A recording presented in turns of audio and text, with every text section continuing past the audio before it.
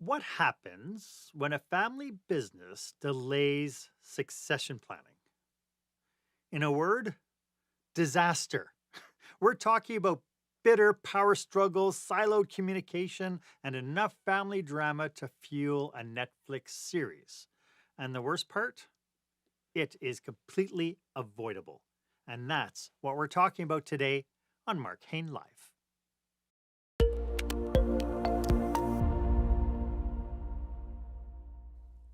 Welcome to this episode of Marc Haine Live. This is where small business owners and entrepreneurs develop new skills to help them create the jaw dropping, show stopping experience that their customers and their employees deserve. I am your host, customer and employee experience strategist Marc Haine, and I'm so glad that you're here with us today. My guest for this episode is Dr. Doug Gray, the champion of next gen leaders and the CEO of Action Learning Associates. And today, we are going to be diving into the high stakes world of family business succession. You know, where egos clash, legacies hang in the balance, and the cost of unclear leadership transitions can be measured in hundreds and hundreds of thousands of dollars and maybe affect a few Thanksgiving dinners. I do have one simple request for you, though. If there's somebody in your circle who could benefit from this insight we're sharing with you today, do them the favor and please pass along a link to this episode. Knowledge is power, man, but only if it's shared. So please make sure you share it. You know, when I was an economic development officer, I was shocked to learn how unprepared most business owners were for the exiting of their business. According to one statistic, 58% of small business owners have absolutely zero succession plan in place. Now, you might be thinking, well, I'll get there when I retire, when I'm ready, or when I'm ready to sell, I'll think about succession planning. If the leader of your business was to walk away tomorrow, do you know who would actually be in charge? Today, we're going to be digging into the uncomfortable, unspoken world of leadership succession in family businesses because for many of us, passing the torch looks a lot like, well, dropping the ball. And when legacy, wealth, and relationships are on the line, that drop is expensive in so many different ways. So that brings us to our question of the day.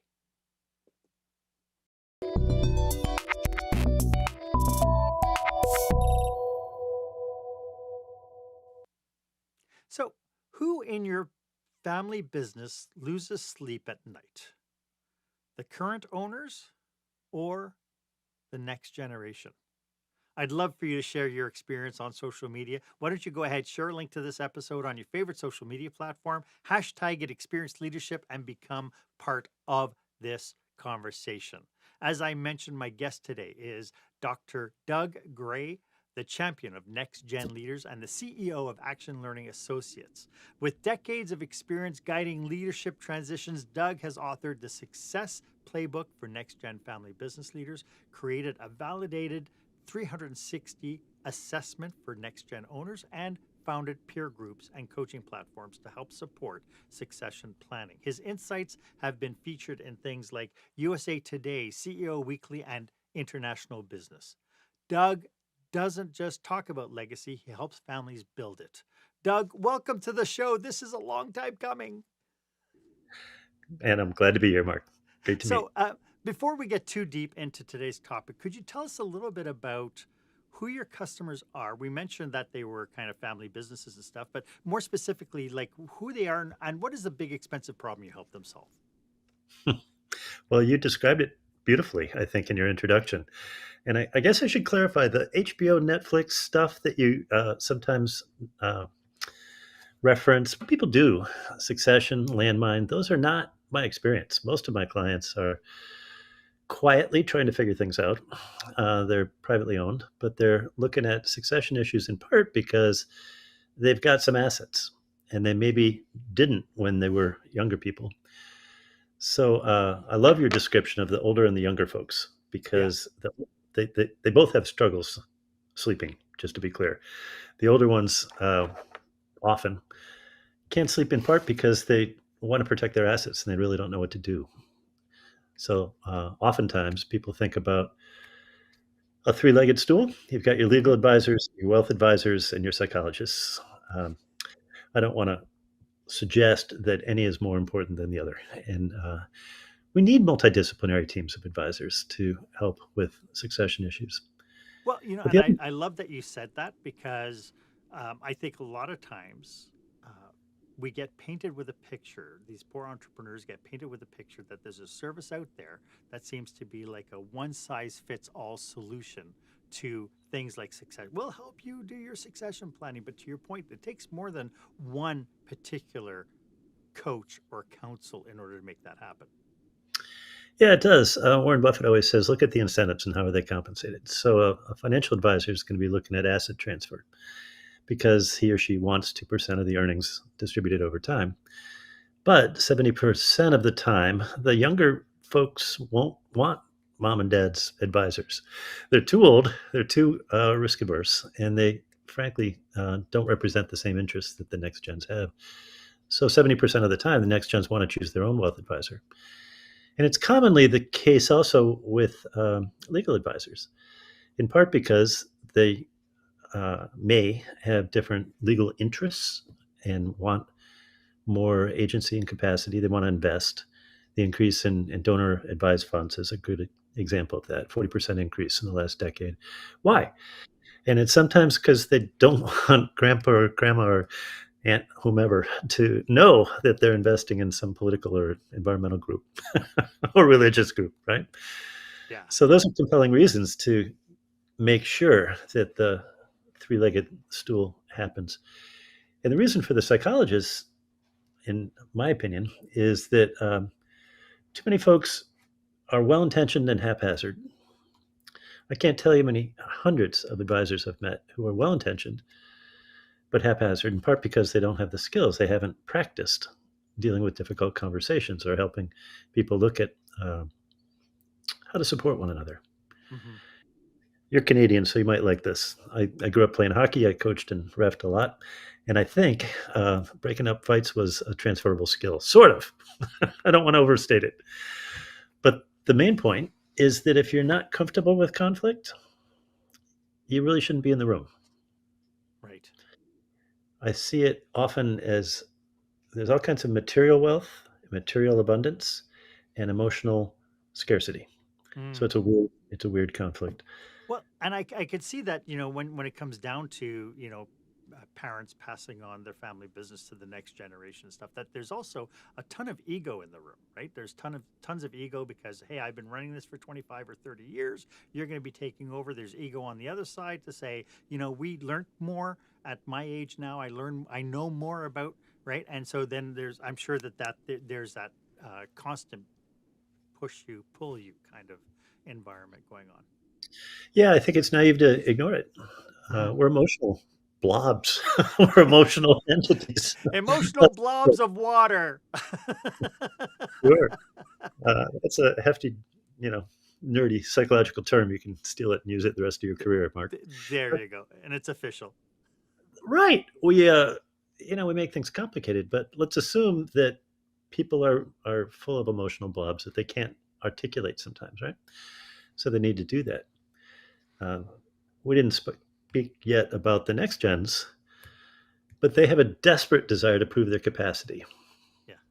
Our kids are in their 20s and one's in their 30s now, and they're amazingly well balanced despite our parenting, and I'm just delighted regularly by that. Because of your parenting or in spite of your parenting?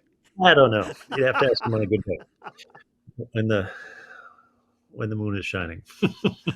The main point is younger folks always need to innovate. Yes. They want to have agency, which is the capacity to express their thoughts and opinions on important topics. In fact, when we did our research, that was the number one behavioral competency. It's a thing.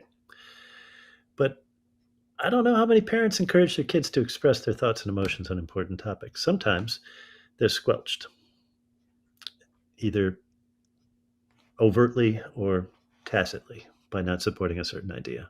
Right. And uh, and those are skills. So as parents, we need to learn to do a better job of encouraging our loved ones to express themselves. And the younger ones, the next gens, you're right. They're better educated. They're more digitally trusting than their parents. Hmm. They're aware of social and career choices that their parents may not have had. If it's a G1, G2 transfer, generation one to generation two, typically the founders have a whole different skill set. Thank goodness. They're narcissistic, domineering, and successful. They wouldn't have And put their foot in the ground. They wouldn't have planted the business if they weren't those things. right. Yeah. And so when we think about this idea, and I like that you have like a term G1, G2, and so on, because I think I that didn't helps make that up, define Mark. it. It's been around for a long time. Yeah, well, So, it's the first time I've heard it yep. referred to in that way, because I can imagine that probably G1 to G3, that would even be challenging. But then when you have second generations being taken over by third generations now, there's all sorts of perceptions of ego, perceptions of entitlement, and that sort of thing that comes into the foray. So when we're thinking about the succession planning, looking at our businesses and saying, we're going to have to start planning this. What's the biggest mistake you think family businesses make around this whole idea of succession? Not asking for help. Okay. If I noticed you've hosted a number of podcasts, so you've met a number of business leaders, right? I don't think I've ever met one who has a lower opinion of the valuation of their business than the professional who does the valuation. In other words, most people have an overinflated view of the value of their assets, right? Whether they're Yep. capital or physical or financial or even prospective, futuristic.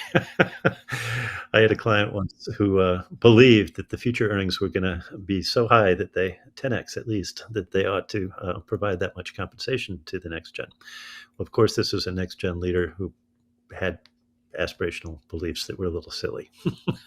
Yeah. But at the same token, you still have owners who themselves, because I've been driving this business for 25, 30 years. I've been in it every day since the day I opened the doors. And because of that, when they get the valuation, because they're so ingrained in the business, they get really shocked that their business is actually not worth as much as they think it does because it's all on their back. It is, and probably rightfully. They built the company. They built Hmm. the story, and they may or may not recognize the fact that they've been able to raise a family or support their community or support some philanthropy or whatever they've chosen to do. Those are sometimes hard things for any of us to flash back. I can't remember being 20 years old, but when I was, I guess, 25, I started this company, and now I'm in my 60s, so I Hmm. can't remember some of that energy. So we've all got inflated values. And back to my point, if people were willing to reach out, there are now digital tools. What's the valuation of a manufacturing plant in Saskatchewan? And you pick a town, you provide the annual revenue. You could go to bizequity.com. I'm not endorsing them, but it's a digital tool. And they will provide immediately some ranges for you to look at. You can use any generative AI. You can use your ChatGPT, Hmm. and it will provide a reasonable range of the valuation. So then it becomes a question. Then what do you do, right? And there's steps in that succession process. Um, you mentioned the G2 to G3 transition and how it could be different, and you focused again on emotions, ego, and such. But I think you forgot or didn't speak to the complexity of people.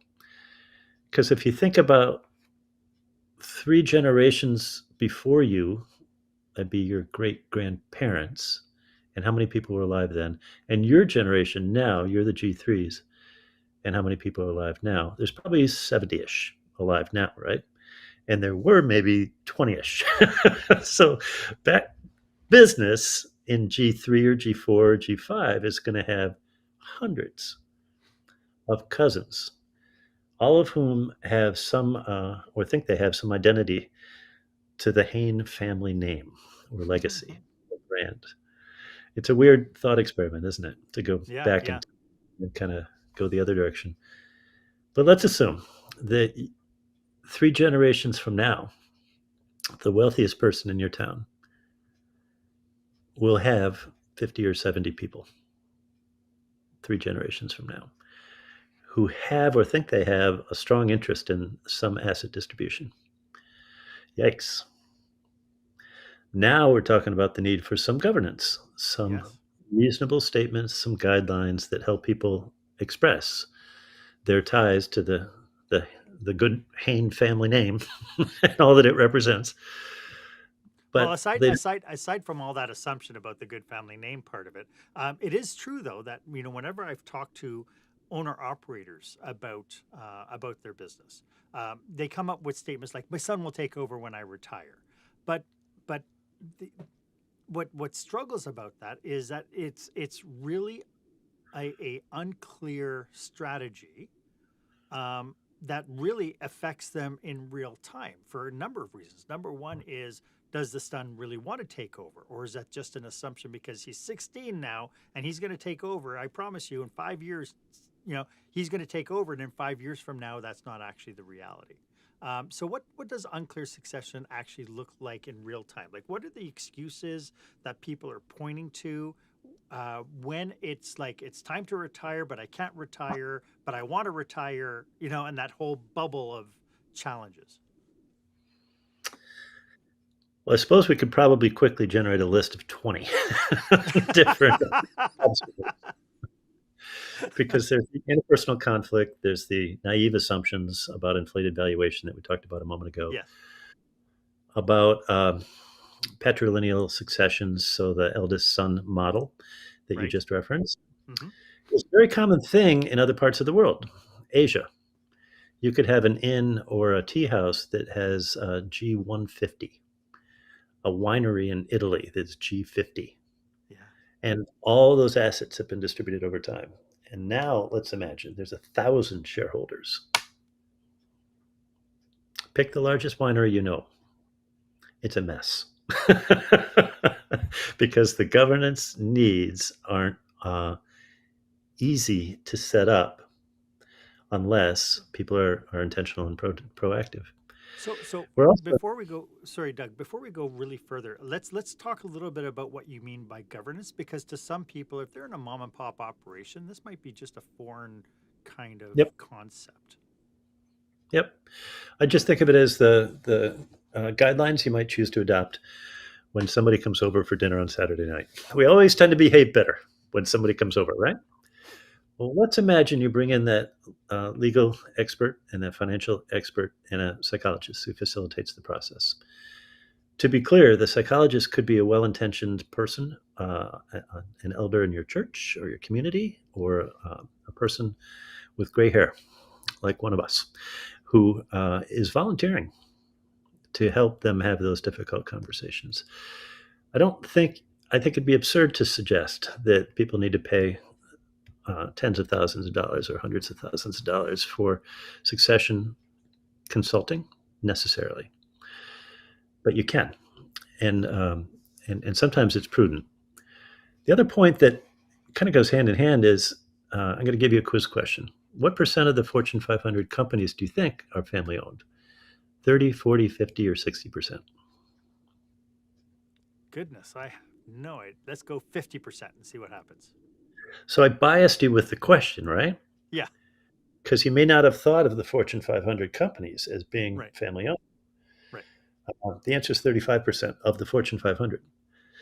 Um, I think that's staggering for lots of folks to imagine. To be clear, the ownership might be a majority ownership, but it might be 10 or 15 or 20% of the total assets, right? Because there's multiple investors. But we don't always think about the Fords and the Cargills and the larger entities that are common names. Uh, Kohler uh, in Wisconsin. I'll be there tomorrow. When I think about a lot of brands that we don't always think about ownership, that's a gap. So, one more quiz question. What percent of the GDP in North America is tied to family owned businesses? 60, 70, 80%. I think it's closer to 80%. You're going high on both of those I'm examples. I going like it. going high on that one. And it's hard to quantify, but it's thought to be 60 or 70%. Okay. The point, we don't often think about family owned businesses as the major economic influence, but it is the major economic influence. It leads to 70% of our new jobs. So, as Canada thinks about its immigration requirements and dealing with a polarized neighbor Hmm. or country that looks at retail and supply chain and immigration and a workforce, you've got a long history of encouraging things like immigrants to staff your growing workforce, right? Hmm. Hmm. And that's an example of looking at growth as a positive. In other words, a diverse workforce needs to be whatever. Well, that small town uh, manufacturer in that small town in Saskatchewan may not be able to bring in workers and may not be able to grow to the capacity they want to because they sometimes just don't have the people resources. So, one of the things that I see are you guys are under attack. The private equity firms and the venture capitalists are gobbling up manufacturing and smaller owned businesses in every Hmm. sector. So it's not just finance and technology and retail and manufacturing. Those are the biggies. But it could also be your local dentists and your pharmacists. When we were kids, there were small town dentists. Hmm. Now we've got CVS pharmacy and Walgreens and whatever else. And a tragic part of that story is that the small towns then lose the old connections, the social ties that kept everybody going, right? The Rotary and Kiwanis and Lions Club kind of energy that fostered a social good. What does that mean? Because if the venture capitalists are coming in and extracting the value in 3 to 5 years, we're really losing some of the social ties that we need in Main Street, North America. I just kind of lumped the US and Canada together, but Well, Main Street, but what it's just as equal here north of the border.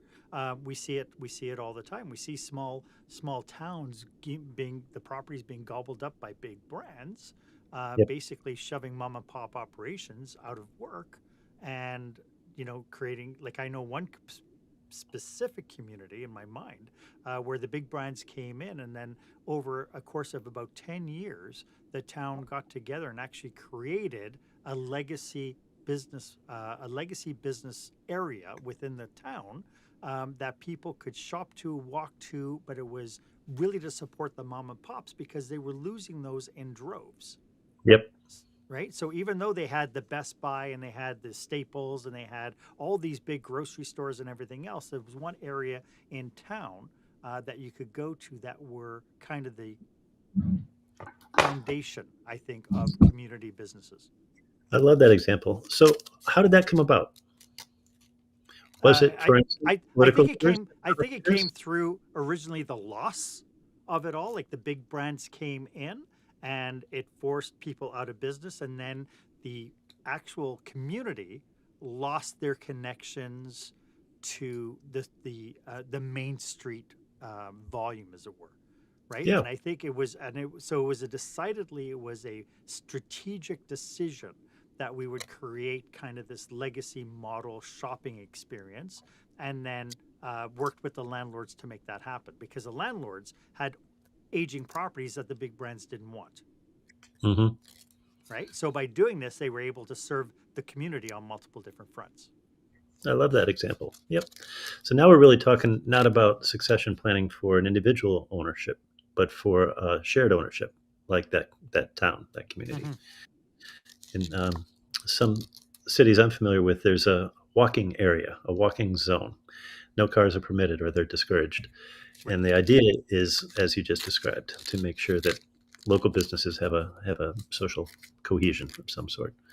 Hmm. Yep. Well, Main Street's powerful. prior to this conversation, I didn't even connect business succession planning to the community good. And now that it's kind of lit a fire in my eyes that says, "Holy moly, yeah, there's a bigger complex out there that small businesses are supporting if we're and hurting if we're not doing business succession properly. And I've always been there. It's always been there. So when we think about the asset transfer to anonymous sources like a venture capital firm or a private equity firm, I think there's a collective enemy. And I don't want to sound overly dramatic because I'm not a violent person, but when we think about ignorance and transfer of assets to anonymous pools, it's a problem.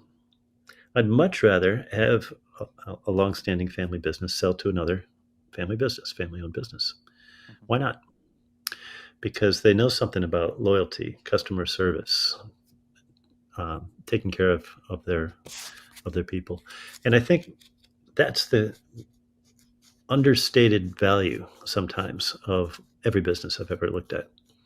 If you've got high turnover rates, it implies you're not taking care of your people, right? Mm-hmm. But family-owned businesses have inordinately high loyalty rates. People stay longer, report higher employee engagement scores. They say that they're happier, they tend to be healthier, and they tend to live longer. Well, what's that suggest? Yeah, it's something about being an automaton versus being connected at the source, right? Yeah, so that notion of being an automaton makes me think about the capacity we have to use digital tools to connect Mm-hmm. now, Yeah, better than ever. And that's an example of something that's being driven by the next gens. right. They're digitally trusting, they're asking questions, they're using GPTs. You may know that most apps are companion apps. The biggest percentage is 40%. Mm-hmm. So all those apps are being used to help lonely people answer questions. Not a bad thing. Right. But it also helps educate and move us forward. Yeah. You know, we've talked an awful lot now, kind of at a 50,000 foot level on this idea of succession planning. I'd love to get down to a little bit more to ground level now to really talk about some strategies that owners should consider if they say now's the time I have to start thinking about my succession. And we'll get to that right after this. When the spotlight shines on your business, are customers applauding or yawning? In other words, how is your business performing? Make your business a star with the new book, Lights, Camera, Action, Business Operational Excellence Through the Lens of Live Theater by Marc Haine. Marc uses his business and acting experience to help you see your business like a live show, so you can create a performance your customers will never forget. Buy Lights, Camera, Action today at your favorite online retailer or directly at marchaine.com. Welcome back. I am speaking with Dr. Doug Gray. We're talking about succession planning. And Doug, why don't you tell us a little bit about your book? Because I think that might be a heck of a resource. You're entertaining. I like that little commercial break. Oh, thank you. I have to keep up with the brand of Lights, Camera, Action. Hopefully it is entertaining. So. It is. You're doing a great job that way. I was very impressed with the introductory stuff as well. So the short answer is I've got a book problem. You can see some in the background, I suppose, but I've written 4 books, and the most recent was in response to clients, a patriarch who said, Doug, would you please create a next-gen peer group from my boy? And I said, of course, and we did. And that led to taking the content from the 360 assessment process. We had 50 different behavioral competencies, items, things that people ought to do. And that was all on a digital platform. And then the same patriarch said, Doug, that was good. My son's getting a lot of value out of this, but he needs to read some books. Can you write a little book for him? So I took the content, and that's the Success Playbook for Next Gen Family Business Leaders. So the top 10 behaviors are described in here. And the model is really simple. I think I can show it to you, and you'll be able to see it in this screen. There's a little circle and then 4 other circles around the outside. And to me, this is representative of all social psychology, which you've got 100 years of research. And the circle in the middle is the individual. How does the individual fit into the world at large? I mentioned my children, and this is how all parents help people figure out how to fit in the world. And most of the time, people in my world of family wealth advisors talk about three buckets or three rooms. Visually, they're the ownership and the family system and the business system. And those are probably hard to see on this image, but the point's pretty simple. Um, Owners define succession, the success of it, and what works and what doesn't work. The family system is loosely described because every family is different. The business system is what creates and protects those assets. It could be one, it could be 20 different kinds of business divisions. All three of those are important, kind of like three rooms that you might walk into when you're having these discussions. But the fourth one that's in this model is called a learning system. And that's to what extent are you willing to ask questions and learn about whatever could be next? There's a whole body of research called Learning Organizations that looks at a growth mindset. And that's the premise. 100% of my clients have a high growth mindset, contrast to a fixed mindset. Mm-hmm. To be clear, I've got a fixed mindset about a lot of stuff. I don't understand mixed martial arts. I don't understand opera. Boom, those are on one side of the wall. But on the other side of the wall, I do practice curiosity. That's the number one bit of advice I'd give to any of your listeners. Practice Mm-hmm. curiosity, practice learning. Well, what we did was we looked at all the systems that relate and gave readers the top 10 simple behaviors that they could embrace should they want to. And the reason, I think, is if you played sports, there was always a playbook. There was a book of books, right? And it is my experience that there's a lot of theory out there, but not as much practical stuff. So I'll give you the most important example. The individual is in the middle, right? And then the other four systems around here. And the two behaviors that we found that were most important based on globally validating this research is one I already mentioned. People need to express their thoughts and actions on important stuff, whatever they think is important. What my daughter thinks is important is unimaginable to me because I was never a 29-year-old woman.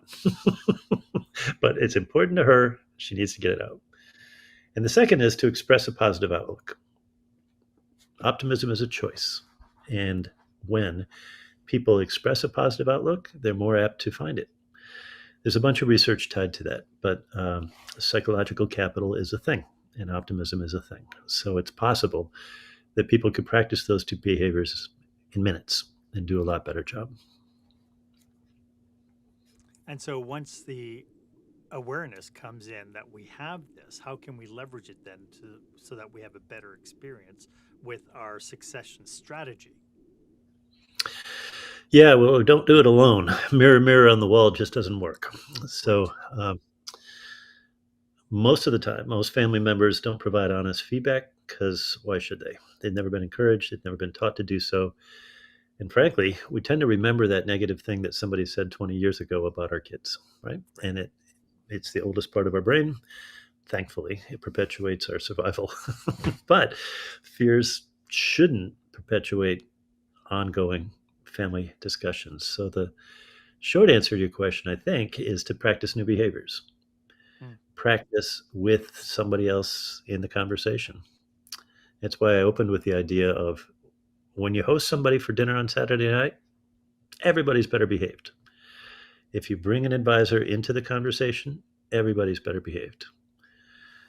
Tomorrow, I'll be with, or maybe it's Wednesday, a group of the leadership team that I've spent, I don't know, 4 years working with. Mm-hmm. And I know because of 360s and other assessments, I know some of the one-to-ones, some of the conflicts that they're dealing with. But frankly, I don't know what I'm going to walk into. That's normal.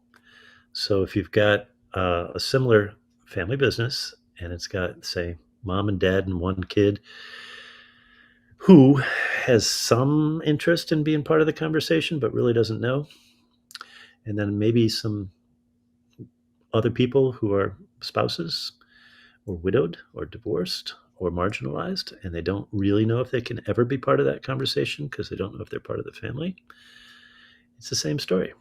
People need to be encouraged to express their thoughts and actions, and they need to assume a positive outcome. I love that. And to your point, some people, some family members might not think they're smart enough, right? And so by What kind of reinforcing and smartness? supporting, Is it this intellectual smartness? What do you mean? yeah, Because we define smartness in different ways, right? yeah, yeah. I, I, I mean, I had a food and beverage server who I wanted to become. I thought she was brilliant with the customers, and I thought, why don't you become my banquet manager? And she goes, oh, I couldn't do that. And I said, why not? She goes, well, mm, because I don't know the paperwork. mm. And it's like, isn't that funny that her perception of becoming a manager was because was the paperwork, not all the skills that she's got that would make her successful. Right. Until she goes on YouTube University and asks, "What does it take to become a successful family food and beverage manager?" Or until she does, I've created an AI assisted coaching communication tool. So Okay. she goes to JITcoach, justintimecoach.com, and she plays with the avatars and she practices communicating in various ways and developing the skills. I think the next gens are going to be so much more skillful at some of those behaviors than I was as a kid. Maybe you were brilliant as a kid, but I'm sure I wasn't socially. In other words, Socially, academically, nope, I was not. I was hockey helmet kid, like walking into walls. oh boy, yeah, so, so before we get too far, I think if this resonates with any of the audience that they know that they need help, how can people reach out to you if they would like your service, your help, your counsel? sure. Well, there's a bunch of websites. Action-learning.com is kind of the mothership. There's a bunch of YouTube stuff and LinkedIn stuff. I've got a great marketing manager whom I've never met, but she's brilliant. So oftentimes after a recording like this comes out, she'll use AI and Yep. determine what's the most emotionally evocative scenes, do those shorts, write some draft, send it to me. And of course I want to edit it. So I'll edit it and then it, goes out. Yeah. So there's a bunch of stuff available if people have an interest. But the other thought is back to my earlier point, ask for expertise, ask for help. Um, for some reason in our conversation, I'm thinking of extended family members in Minnesota and South Dakota. They're all farmers, and they've got great. What'd you say? Smartness? Hmm. Was that your word? About things I have no clue what they are. Right? They can read the soil. They can read the livestock and assess risks that I can't even imagine. Right? Uh, that's an example of asking for assistance from expertise, just as they go to their 4-H experts or go to a business score expert, a well intentioned person who would offer some free advice. There's regional banks with regional bank advisors Right. who are often more generous than the national or international bank advisors. Hmm. I think we need to, I keep saying that ask for perspectives, but I keep thinking about the phrase practice curiosity. I think that's the bottom line. I love that. I was going to say, what's the first step people should have when they're thinking about succession planning? And really, I think you just nailed it with just that one statement: practice curiosity. Because until you do, I mean, that's a nice thing about being curious is you can't really be curious and still have your ego intact, Right. or you can't be curious and be driven by your ego, right? Yeah, I've been an executive coach since '97, and Hmm. coaches ask questions. Curious people ask questions. Active learners ask questions. Right. So if you're asking the questions, if you're practicing curiosity, you're actively learning about whatever it is you need to learn about. You're modeling that now because you're asking questions, and we're going in sideways, Hmm. different Yeah. directions, right? Based on those questions. That's totally unscripted, but that's what we do when we learn. I think. And I invite people to do more of that. So, for the people wanting to start off, you have a book and so on. Can people do any level of self consulting, um, Yep. or should they just be skipping over that and just saying, let me just find somebody who can help us? Period. Um, when you go to the doctor, you want someone like a nurse who's going to take your vitals and assess your current condition before they bring you into the specialist who says, well, you really need this and this, right? Right. In a similar way, I think the medical model works. So uh, nextgenpeergroups.com/gifts with an S, GIFTS, is an example of a free self-assessment. So people can click on nextgenpeergroups.com/gifts and they'll see a bunch of articles and stuff, but that's a self-assessment that's totally free. And it's based on the top 10 behavioral competencies that I just mentioned. Mhm. That's a way to look at your pulse or your heartbeat or your cholesterol or your weight, your such. And maybe that was a bad example. Before going any further. And there are a number of tools that I use, but that's probably a good example of something that anybody could do on their own.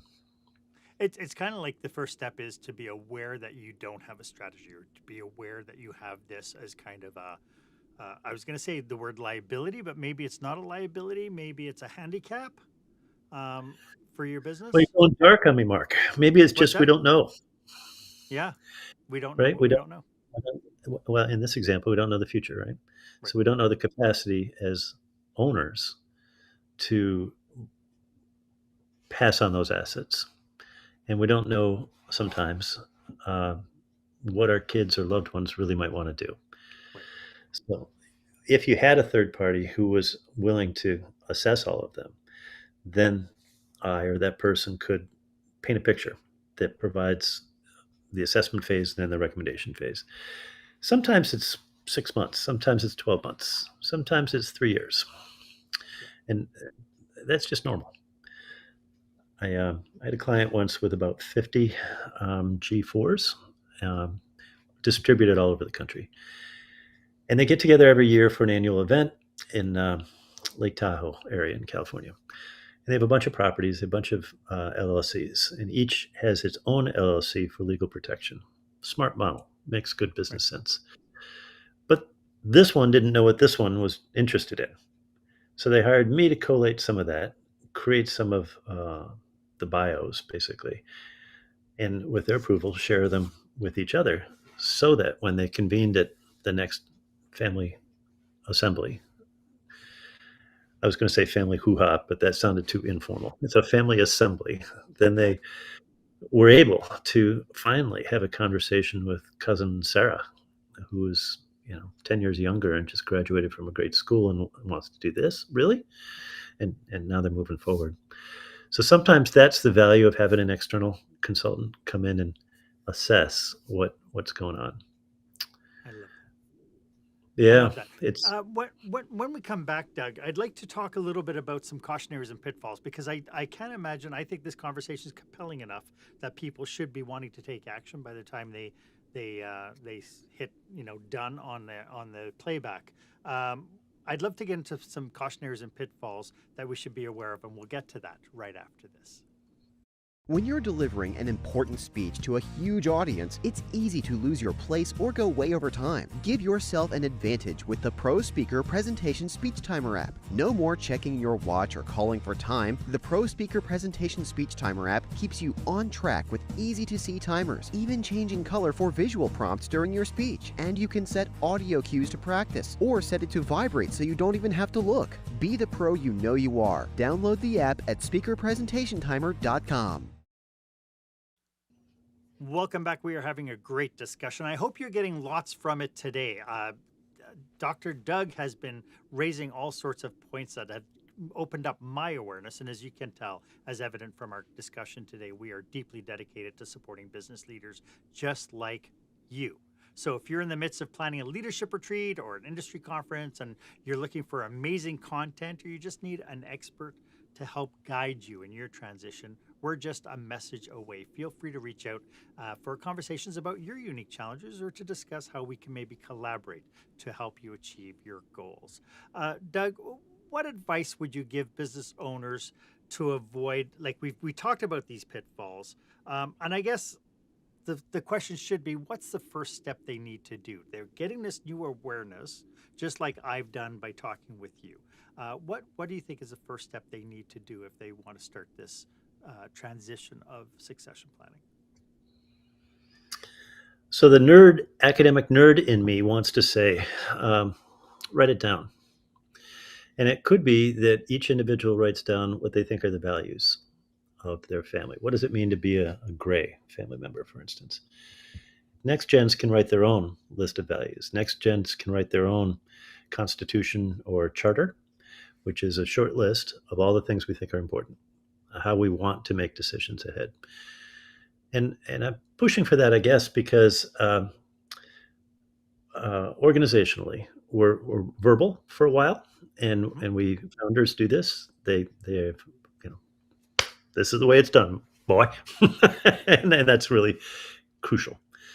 But until we start to write things down, we don't organize as much as we can. And I used to study how the elders would articulate those things. It was kind of a top-down model. But that's not how most family businesses are anymore, in part because the younger ones express themselves this way. They have a voice, and they need to share their voice. They need to write their voice. So if it's written in paper form, then it can eventually become digital. Just as you're creating content with your podcasts and you're sharing and distributing that podcast wherever. I think family members can choose to do the same. So you could have a private website. You could have a private Facebook group. I did this once for a number of family reunions and events. You could have private events for that person who's turning 80 and needs to bring in a bunch of family members that haven't convened before. So you could host a Zoom meeting, for instance. We've got the digital tools to organize some of the communication structures that we didn't have 30 years ago. So in many ways, it's easier to practice family capital. Family capital is the idea of social exchange and sharing on whatever you think is important. When you take a photo of the family event, it's framed. Family capital is the big frame. So how do you include everybody?